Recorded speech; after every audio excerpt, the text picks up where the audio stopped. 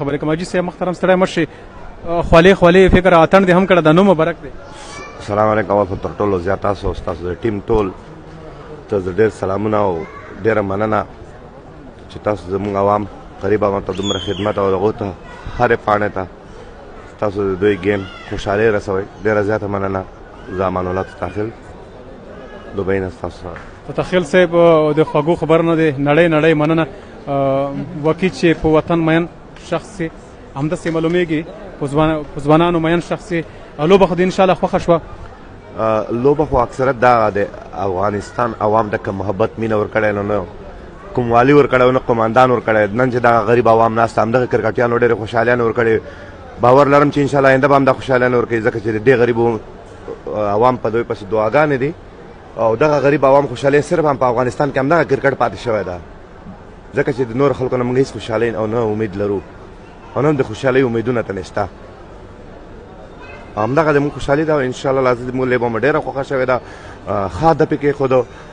داسې نه ده چې هغو سره بلاران نشته او هغه سره فیلډینګ نشته. ډېر زبردست فیلډینګ ورسره ډېر زبردست بالینګ ورسره ده. کېدای شي چې هدف ته مو ورسېږي خو موږ هم په خپل بلارانو باندې ډېر برسناک یو. موږ سره ښایسته بالران دي.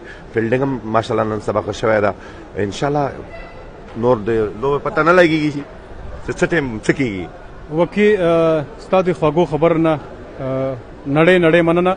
د وکي دا د کرکټ او د افغانستان زمریانو برکت ته چې دلته په زرګونه خلک را جمع کېږي نو زموږ ملي لوبډله زموږ ملي لوبغاړي په نړۍ په سطحه په پیل کې داسې په نورو هېوادونو کې اخیستل کېږي هلته لوبې کوي. څه احساس لري هغه؟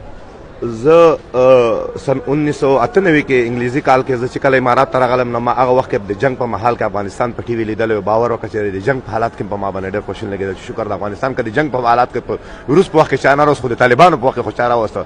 بیا چې کوم وخت د کله د کرکټ لوبې شروع شو بار د افغانستان کې لاډیان بار د افغانستان ټلویزیونونه راغلل. باور وکړه چې په مخکې وخت کې کله خیبر ټي وي خلاص د پښتو د ژبې ټي وي خلاص موږ ډېر تنې خوشحاله چالن کې افغانستان هغه ټیم کې ډېر پاتې و هېڅ ټلویزیون صحیح نه لرلی. نو په دې خو موږ ډېر فخر کوو. د افتخار خبره ده.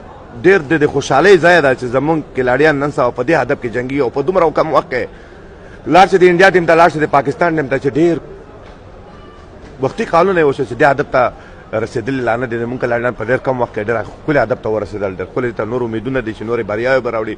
همدا زموږ خوشحالۍ ده. دا غریب عوام که په افغانستان کې ده او که د کرکټ سټیډیم کې ده او که هلته د افغانستان په کونج کې هم ټولې خوشحالۍ هم دوی ته منتظر دي. همدغه خوشحالۍ ورکوي. نور خو سبا د کور ووځي بم بلاست او خلک مړه نور موږ ته چا خوشحالي نه ده راکړې. همدغه د موږ خوشحالۍ ده او دواګانې ورته هرمیش دي. تاسو نه یو جهان مننه کوو. الله دې زموږ په هېواد کې امن او سوله راولي. انشاءالله موږ به هم دواګانې کوو تاسو هم دواګانې کوئ.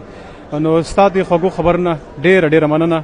ژوندی اوسئ خوشحاله اوسئ. تاسو نه هم یو جهان مننه. تاسو د ټیم نه یو جهان مننه چې دا خوشحالیانه تاسو بار هرې کونې ته رسوئ. تاسو دومره تکلیفونه زحمتونه باسئ.